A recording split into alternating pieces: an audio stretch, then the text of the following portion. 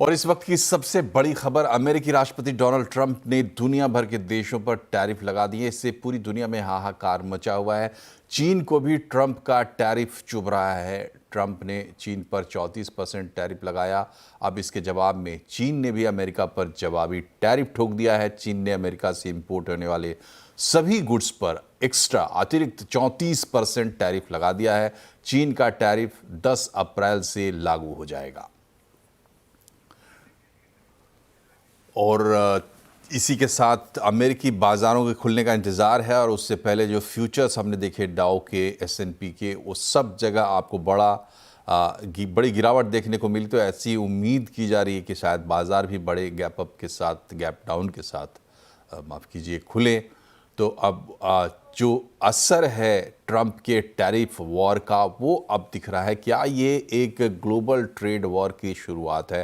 क्योंकि चीन ने अपना दांव चल दिया है। और अब देखिए अमेरिकी बाज़ार भारी गिरावट के साथ खुले, जैसे कि उम्मीद जताई जा रही थी।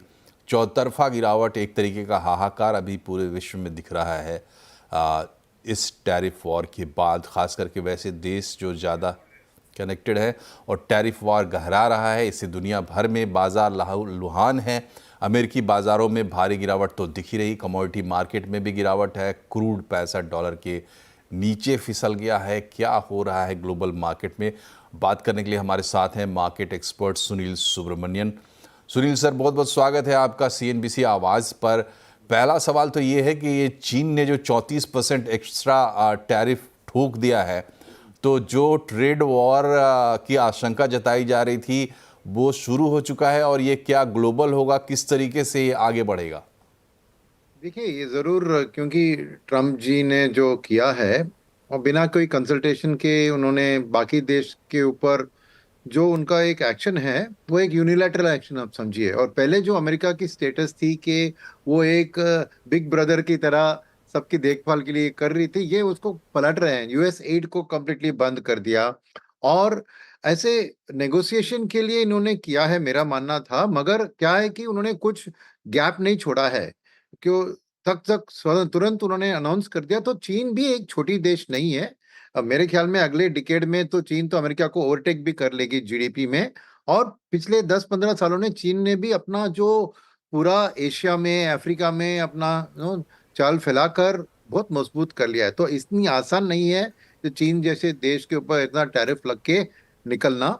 और चीन दिखा रही है वो, तो ये एक दो बड़ी दिग्गज ताकत वाले गुजरेंगे तो जरूर बगल बगल में कोलैटरल डैमेज तो होगा। तो तेल के दाम में देख रहे हैं, आपको कमोडिटी प्राइसेस में दिख रहा है।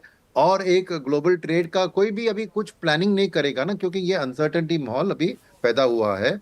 अब ट्रम्प क्या उनकी ईगो परमिट करेगी कि ये चीन के बाद वो भी अपना और मजबूत कुछ और ये लगाएंगे? अभी फार्मा के ऊपर उन्होंने अनाउंस नहीं किया है, आने वाली है बाकी। तो चीन के ऊपर फार्मा सप्लायर में चीन बहुत अहम है, क्योंकि बाकी देश से भी जो फार्मा एक्सपोर्ट होती है, एपीआई सब चीन के कंट्रोल में है। तो एपीआई उनके थ्रू ही आती है। तो जरूर ये इतना एक आसानी से पलटने वाला स्थिति नहीं है। कुछ दिन के लिए ट्रेड वॉर मैं नहीं कहूंगा, मगर डेफिनेटली ग्लोबल में एक अनसर्टेनिटी इसके कारण पैदा हो चुकी है।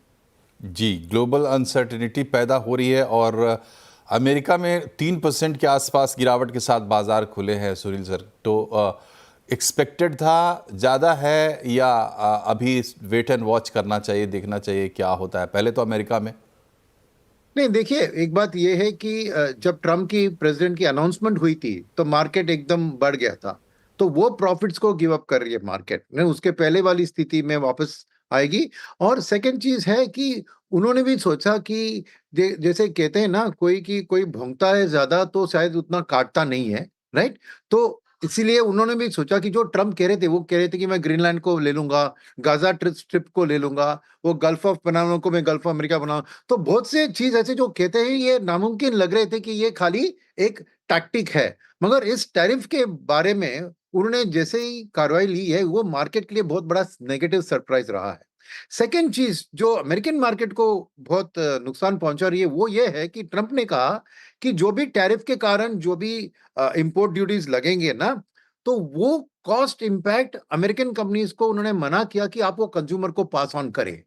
तो ये डबल ब्लो होता है ना। एक तरफ तो एज इट इज अमेरिका थोड़ी स्लो डाउन में जा सकती थी, मगर अगर ईपीएस ग्रोथ अमेरिकन कंपनियां की प्रेशर में आ जाएगी इसके कारण, क्योंकि ऐसा नहीं है कि वो हर जो एक्सपोर्टर है जिनसे वो अपना रॉ मटेरियल फिनिश गुड्स खरीद रहे हैं, सबसे वो नेगोशिएट करके वो पास ऑन थोड़ी कर सकते हैं। थोड़ा बहुत उनकी ईपीएस में असर आएगा, और ये चीज है जो अमेरिकन स्टॉक मार्केट को बहुत नुकसान पहुंचा रही है कि अभी जो ईपीएस के एक्सपेक्टेशन आज के दाम में है वो शायद आगे नहीं दिखेगी, और नेचुरली एक प्राइस करेक्शन तो सामने दिख रहा है।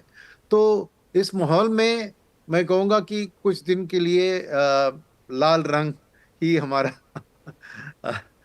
ठीक है। सामने आएगा। तो कुछ दिन से क्या मतलब है आपका? कुछ टाइम होराइजन दिखता है क्या आपको इस लाल रंग का? देखिए, अमेरिकन मार्केट की लाल रंग मैं समझता हूं कि ये रीसेट की बात है, तो करीबन एक हफ्ते के अंदर ये हो जानी चाहिए। बट इसमें एक सिल्वर लाइनिंग क्या है कि इस बीच में भारत के लिए शायद फायदेमंद बहुत से चीज हो रही हैं।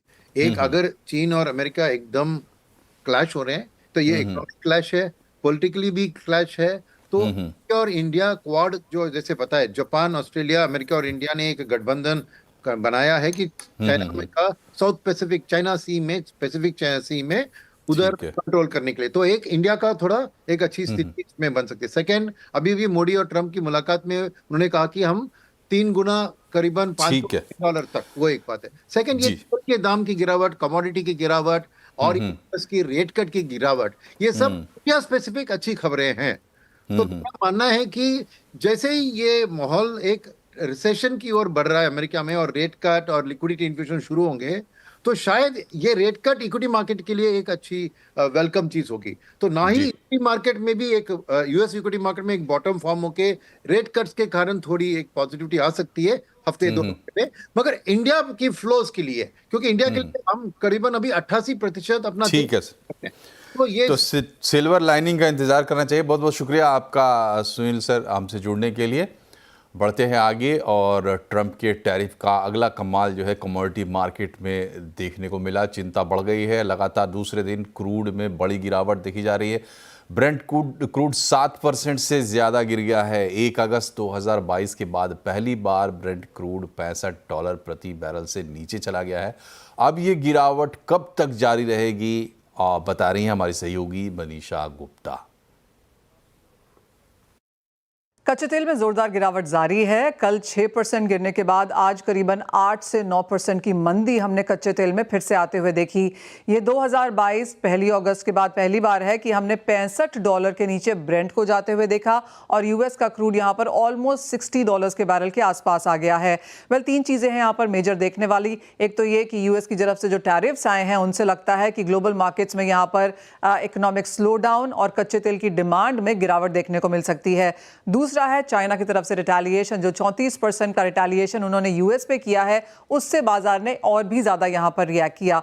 तीसरी बात यह है कि यूएस में हमने इन्वेंट्रीज यहां पर बढ़ते हुए देखी हैं, और चौथा ये कि ओपेक और एलाइज मई के महीने से यहां पर 411 मिलियन बैरल्स पर डे यहां पर उत्पादन बढ़ा सकते हैं। तो इसका भी असर हमने प्राइसेस में आता हुआ देखा।